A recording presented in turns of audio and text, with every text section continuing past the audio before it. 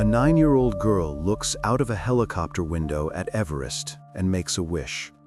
24 years later, she stands on top of the world, and it becomes her final step. The story of how a childhood dream turned into a tragedy that changed the view on modern mountaineering.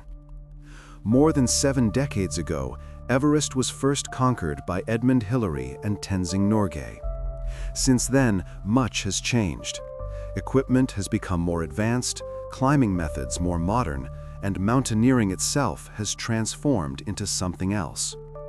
Only the mountains have remained unchanged, still as alluring and deadly dangerous.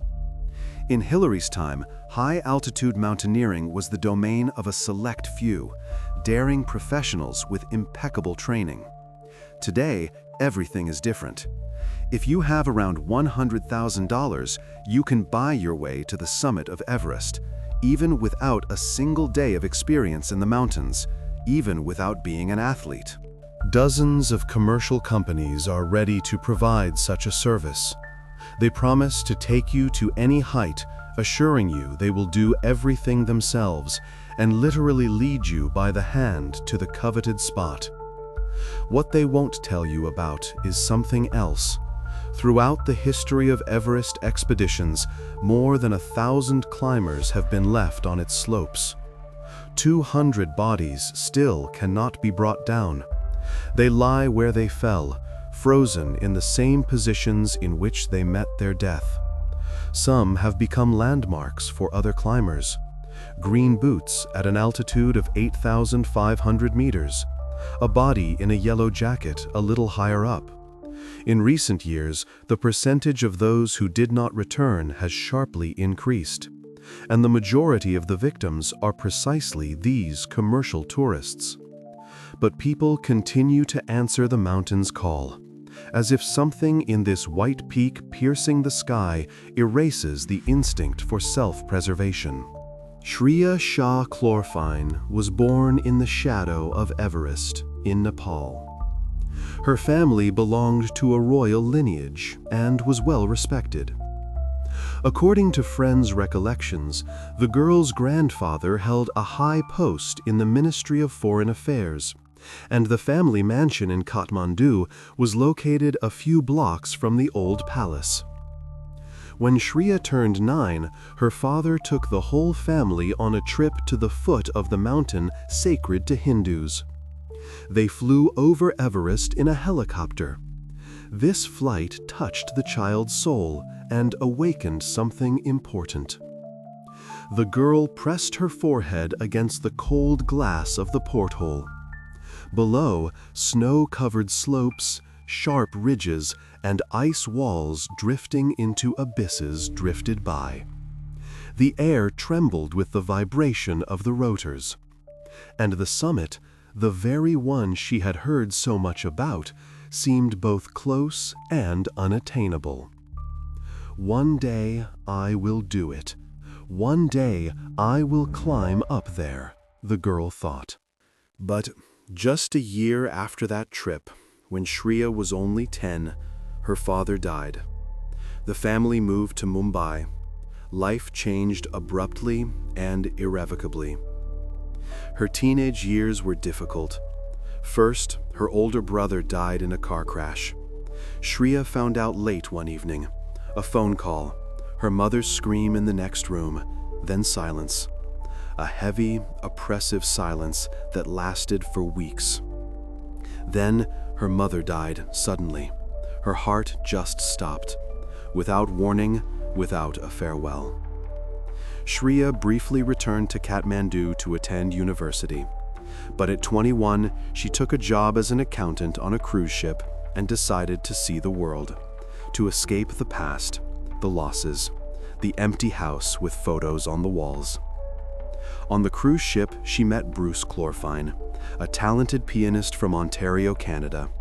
He played in the bar on the upper deck, light jazz to the sound of the waves. Despite the differences in age, mentality, and religion, they decided to get married. Shriya's family adhered to strict traditions. The groom was supposed to be chosen by the mother. Before her death, She had even managed to pick out a doctor from Mumbai for her daughter, respectable, from a good family, suitable in every way. But Shriya broke all the rules. In 2002, the couple married. Her sister was so angry that she never spoke to her again. She wouldn't take her calls. She didn't reply to her letters. It was as if Shriya had ceased to exist for her family. After the wedding, Shriya moved to Toronto to be with her husband. Things started looking up. She went into business and was quite successful. She opened a company for purchasing designer clothing, then several boutiques. In 2011, she even ran for the Canadian Parliament. She lost, but the very fact of her participation spoke volumes. She was ambitious, persistent. Everything she did with passion, her husband recalled. And then she unexpectedly announced that she was going to climb Everest.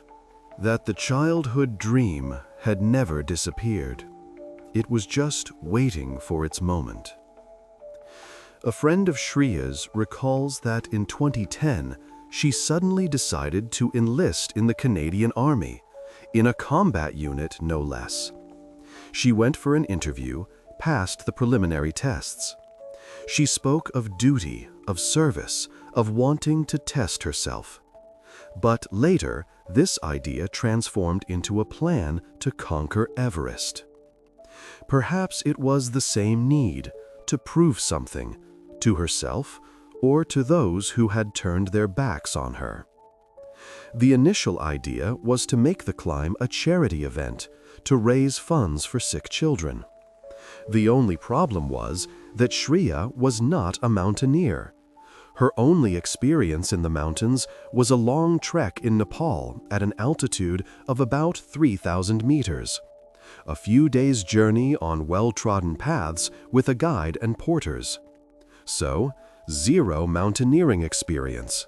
She wasn't even an athlete and couldn't boast of being in good physical shape. But she began to train relentlessly. She signed up for rock climbing.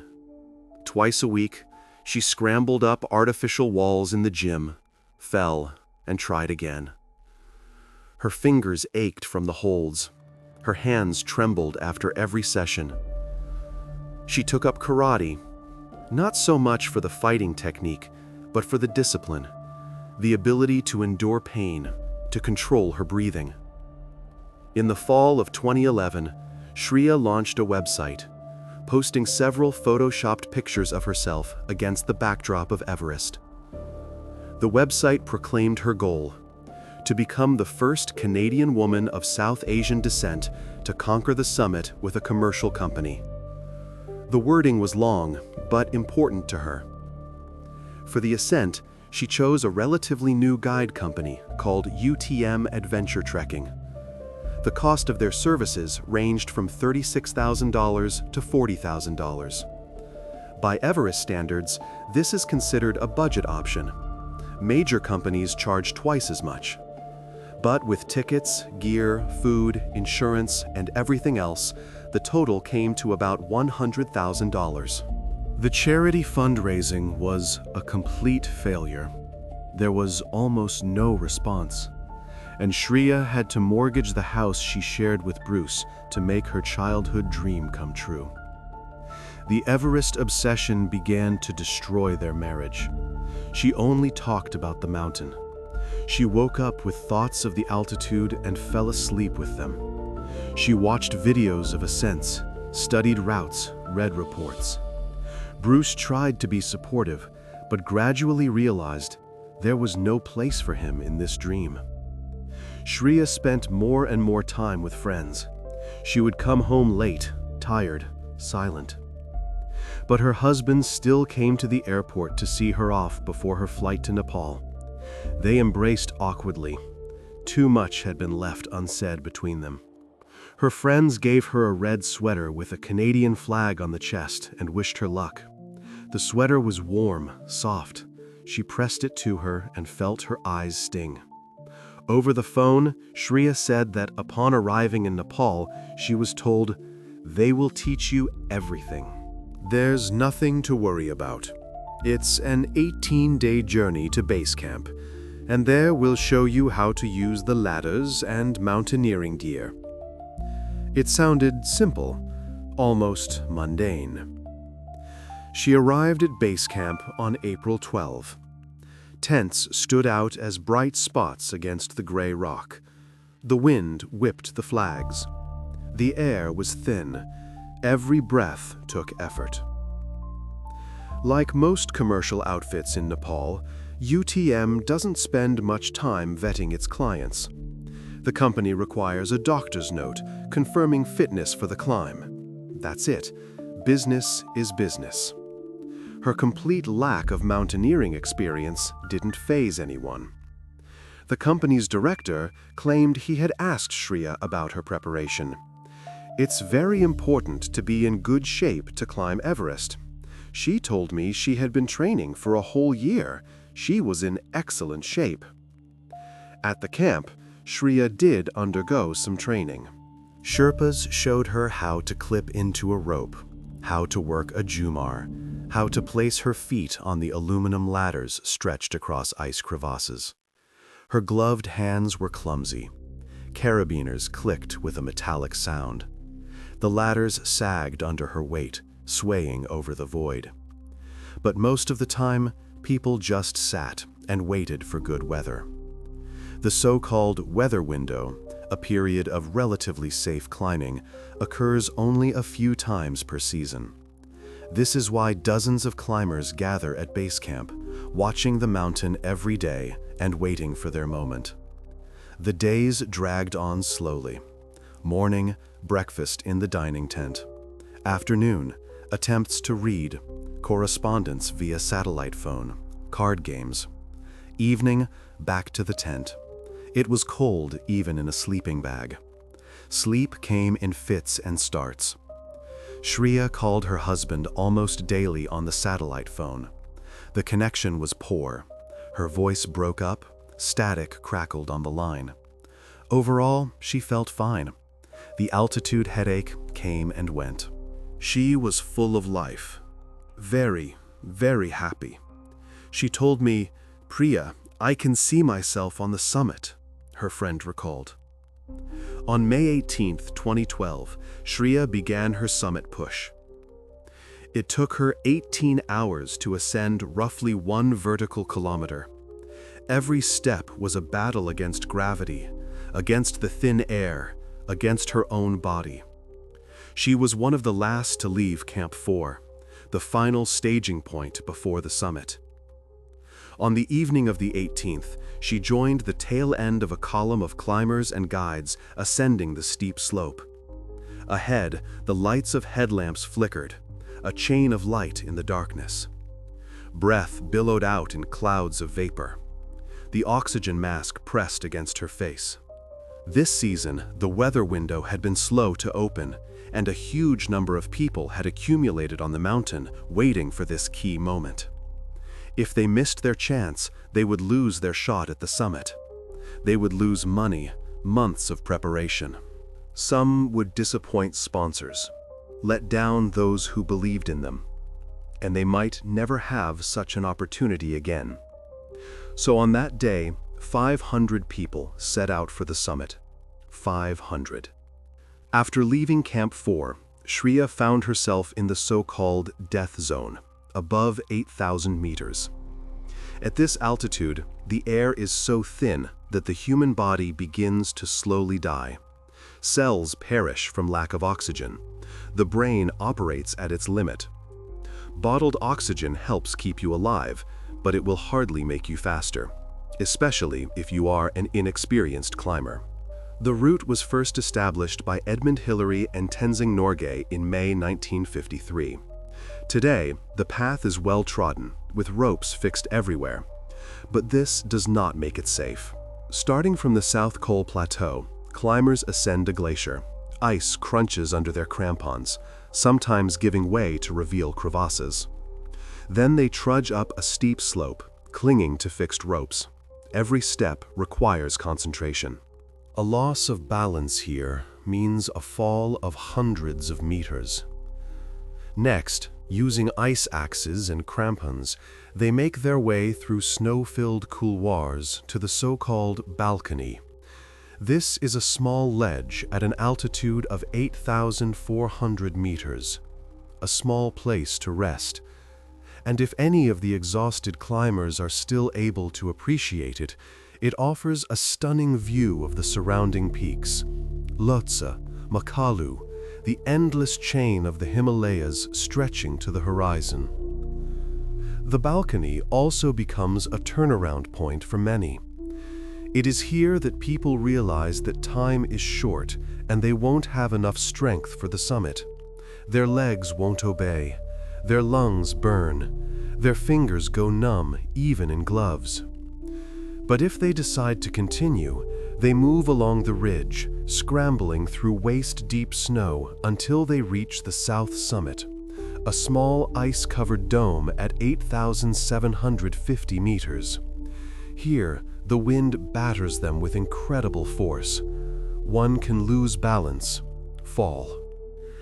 Then the route descends again to a saddle and rises once more along a sharp snow cornice, flanked by 3-kilometer drops.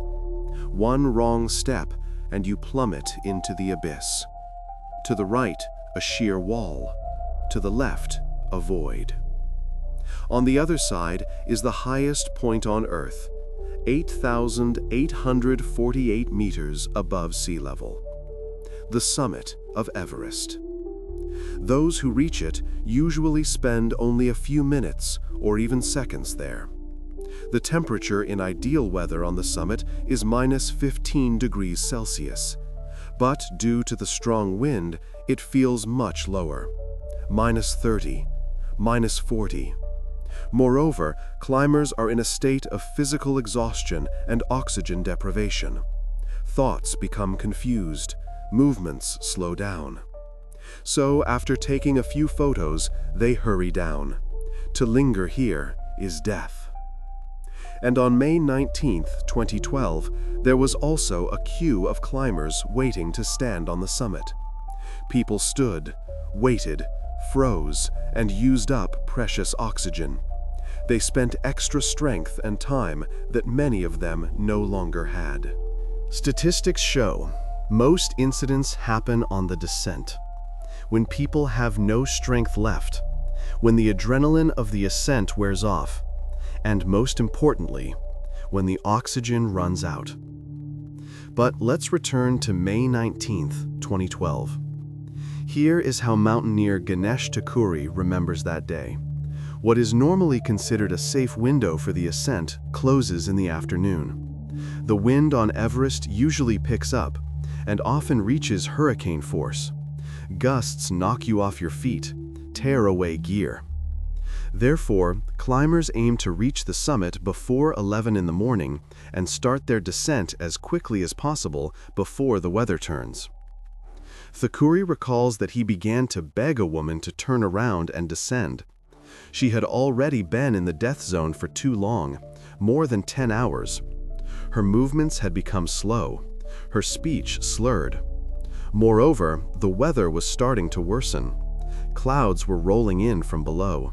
But the woman just pushed his hand away with her thick glove and said through her oxygen mask, "I don't want to go back. There's no way out. I'm going to the summit." Her voice sounded muffled but determined. Here is what Thakuri says about it.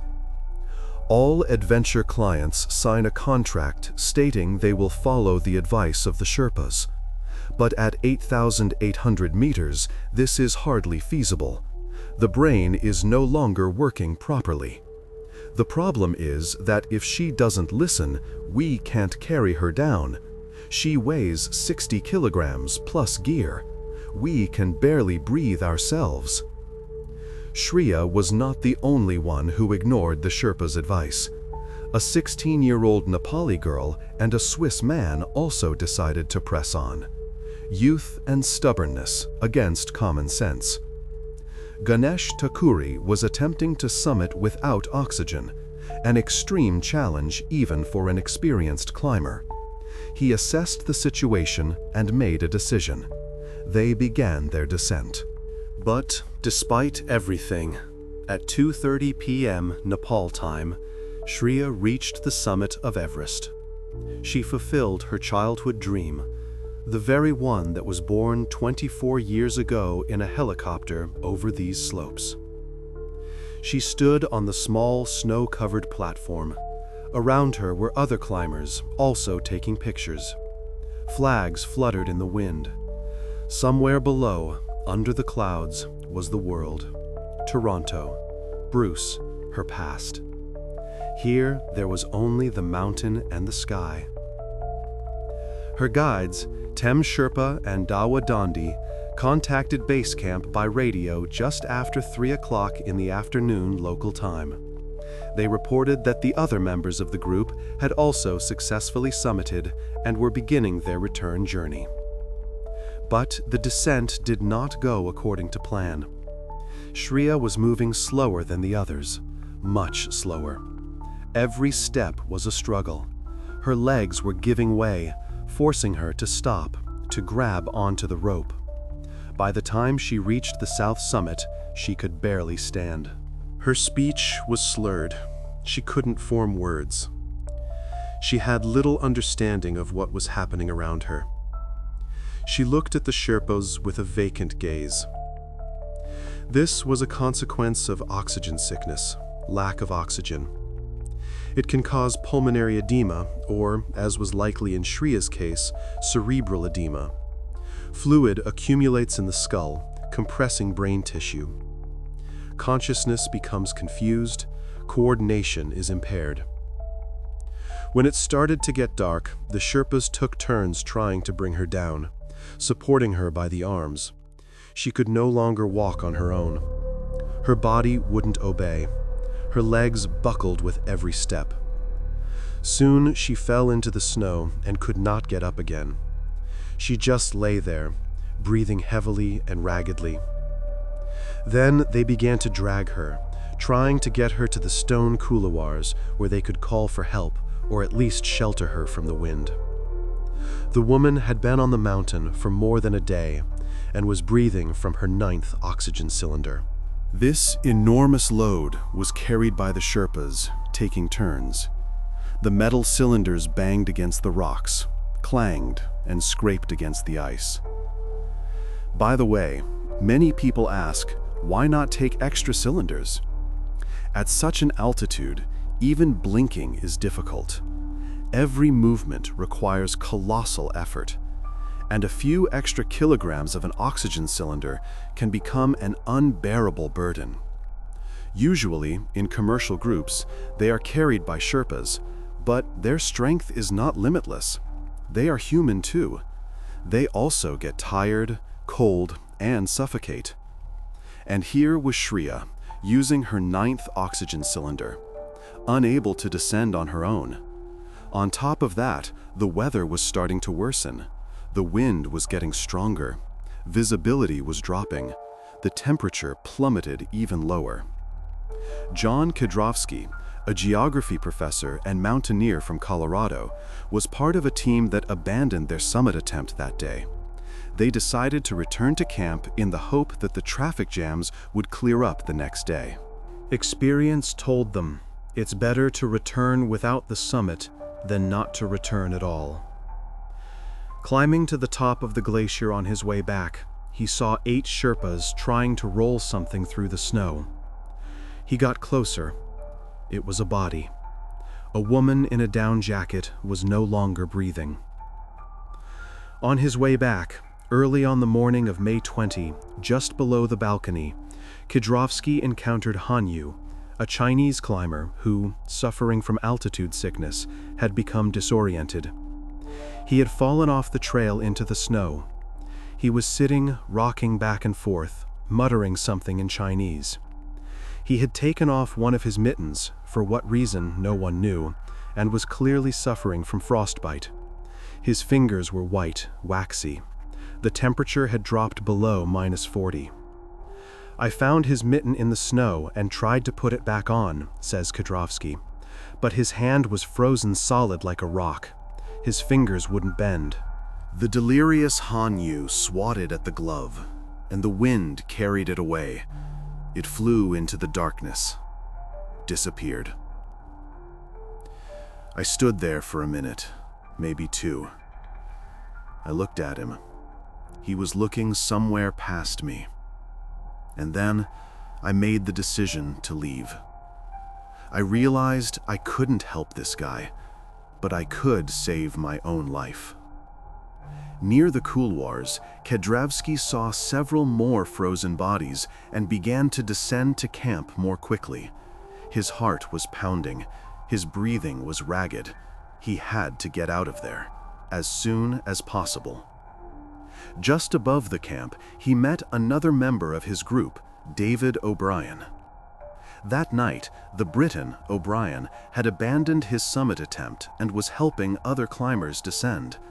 He was working as a medic. He had experience in emergency aid. When Kedravsky approached, O'Brien was helping a Polish climber who had fallen into the snow and couldn't get up. He was less than half an hour from the tent, literally 500 meters, but he couldn't go on. His legs refused to work. O'Brien tried to give him an injection of dexamethasone, a drug that reduces cerebral edema, sometimes bringing people back to life. But the liquid froze in the needle. It turned into a rod of ice.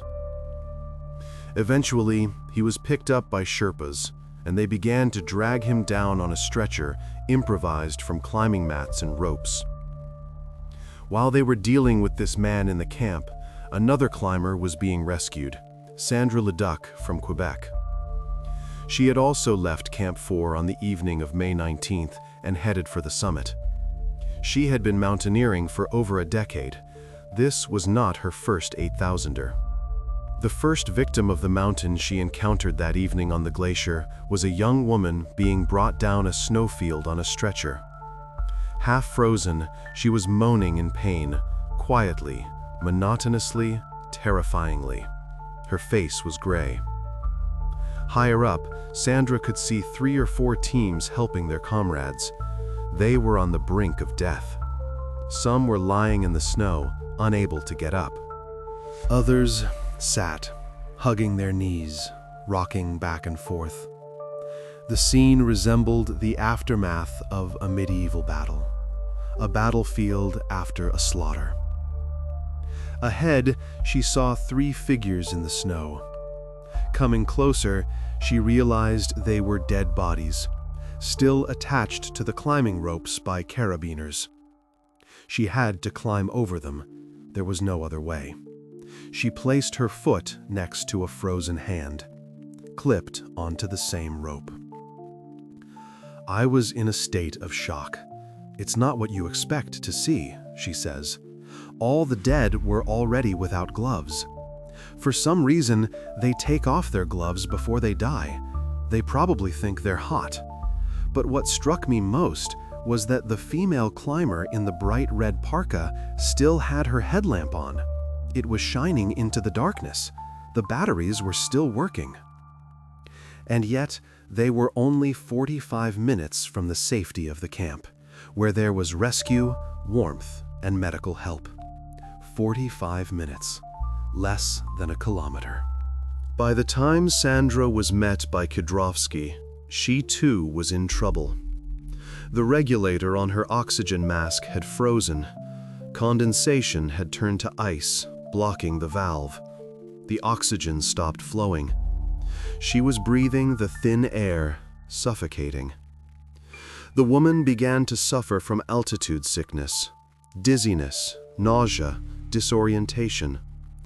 A little longer, and she too could have been left on the mountain forever. But Kedravsky helped her descend to Camp 4.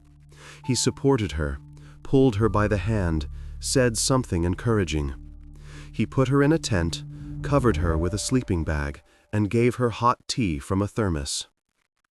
The next day, they all began to descend to base camp together, slowly, carefully, helping each other. Meanwhile, the body of the woman with the lit headlamp, which had so struck Sandra, was still lying in the couloirs. The snow was beginning to cover it. But everyone already knew it was Shriya. Someone even covered her with a Canadian flag, red with a white maple leaf. On May 19, the Sherpas accompanying her, exhausted and suffering from hypothermia, returned to Camp 4 without her. They had done everything they could. More was impossible. When dawn broke into Paul, a search party was assembled. Unable to move her frozen body, it weighed over 100 kilograms with the ice and gear. The rescuers photographed her to confirm her identity for her family. Under her parka, she was wearing the red sweater with the maple leaf, the very one her friends had given her at the Toronto airport before her flight. Besides Shriya, 9 other people died on the south and north sides of the mountain. Most of them died within 48 hours, from May 19 to May 20, the deadliest 2 days in Everest's history in the last decade. In the stone couloirs, the body of the Chinese climber Han Yu-ni was found, the one Kudrowski had met, and also the body of Songwon Bin from South Korea, a young man who dreamed of being the first Korean to conquer all 7 summits. A little higher, below the balcony, a German doctor died. He had reached the summit, but on the descent, his strength gave out. On the north side, a Spanish doctor died, as well as another German who froze to death after falling and breaking his leg. He lay in the snow for several hours, calling for help, but no one came. They all reached the summit. They all took their pictures on the roof of the world, but they couldn't get down. Subsequently, the Sherpas managed to bring Shriya's body down to an area reachable by helicopter, below 7,000 meters, where the air is dense enough for flight. It was transported to Mumbai. This operation reportedly cost the family $50,000, another price for a dream. The woman was 33 years old. So what is this story about? About an obsession with a dream? About madness? About a terrible tragedy? Yes, all of that. But that's just the emotional component, the tip of the iceberg, so to speak. In reality, this case, and a series of similar ones, have deeply shaken the mountaineering community. Discussions began, articles in the press, documentary films. Everyone already understands mountaineering has changed dramatically, and not necessarily for the better. As recently as the early 90s, it was almost impossible to hear the words Everest and tourist in the same sentence. Mountaineering was the domain of professionals, a kind of community of the chosen, where everyone knew what they were getting into. Now, as we can see, the mountains are flooded with commercial tourists. People with money but no experience, with ambition but no understanding of the risks. Tour companies are springing up like mushrooms after rain. Every year, the Nepalese government issues a record number of climbing permits, more than 500 per season. This is huge money for a poor country. Each permit costs $11,000. The tension between professional climbers and tourists is already reaching a breaking point. Old-school mountaineers are infuriated that tourists treat the mountains as entertainment and a way to gain followers on social media. They are annoyed by the banners they hang next to their tents, climbs sponsored by Company X. The social media hype, selfies in front of corpses, and the fact that the truly great climbers, those who opened new routes, who took real risks, are often less known than some model who took a picture on the summit surrounded by the Sherpas who dragged her there. However, this is again just emotion. The fact is that unprepared climbers create traffic jams on the way to the summits, real physical traffic jams, like on a highway during rush hour. If someone weakens and gets stuck in a narrow spot, and there are more than enough such places on the Everest route, everyone behind them is forced to wait in line. waiting at an altitude of 8,000 meters. In the freezing cold, using up oxygen, losing strength. Not everyone can wait their turn, and experienced climbers lose their chance to summit because of someone else's lack of preparation. They lose money, tens of thousands of dollars. They lose months of training, years of a dream. Another equally important issue is the qualification for climbing. As we've understood from this story, to climb Everest, all you need is a doctor's note saying you're healthy and, generally speaking, can do it. That's it. Nothing more. The fact that people have zero experience in high-altitude mountaineering bothers absolutely no one. There are no exams, no skills tests, no mandatory preparation on smaller peaks. If you have the money, welcome to the roof of the world. These are the kinds of problems that exist on Everest climbs. And as long as Nepal is making millions from permits, it's unlikely anything will change. And despite everything, our heroine was able to fulfill her childhood dream. She stood on top of the world. She saw what few have seen. She achieved what she had been striving for 24 years, even if it came at such a price.